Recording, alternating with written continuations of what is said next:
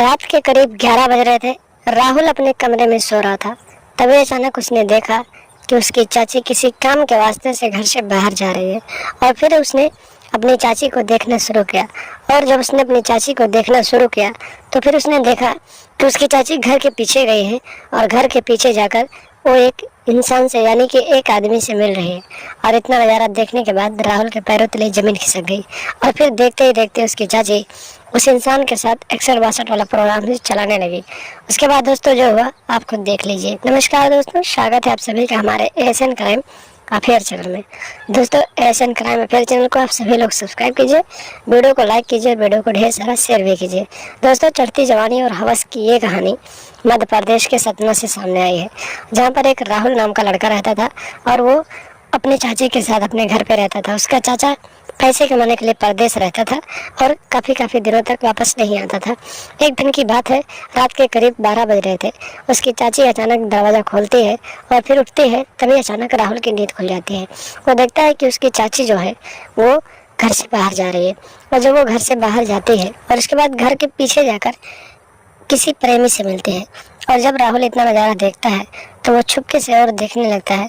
और फिर उसकी जो चाची होती है देखते ही देखते अपने प्रेमी के साथ 61-62 वाला प्रोग्राम शुरू कर देती है, यानी कि उसके साथ वो प्यार करने लगती है।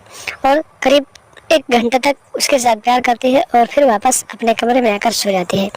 इसी तरीके से सिलसिला चलता रहता है और राहुल रोज रात को अपनी चाची को ये सब करते हुए देखता रहता है।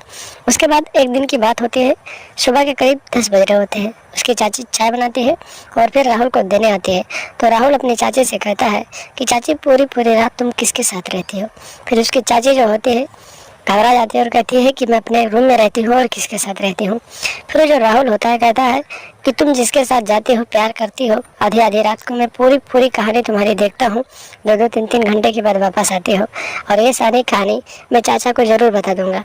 उसके बाद जो राहुल होता है इतना कहने के बाद वहाँ से चला जाता है। और फिर उसकी जो चाची होती है वो कहती है कि तुम ये सब किसी को मत बताना और शाम को वापस आओ तो तुमसे कुछ बात करना है। जब शाम को राहुल वापस आता है तो उसकी चाची उसे अपने कमरे में बुलाती है और फिर अपने कमरे में बुलाकर उससे बातचीत करती है और कहती है कि तुम अपने चाचा को कुछ मत बताना, उसके बदले जो तुम कहोगे मैं करूँगी। उसके बाद जो राहुल होता है इतना सारा नज़ारा देखता है। उसकी चाची जो होती है बेहद ही खूबसूरत और बेहद ही सेक्सी लग रही होती है।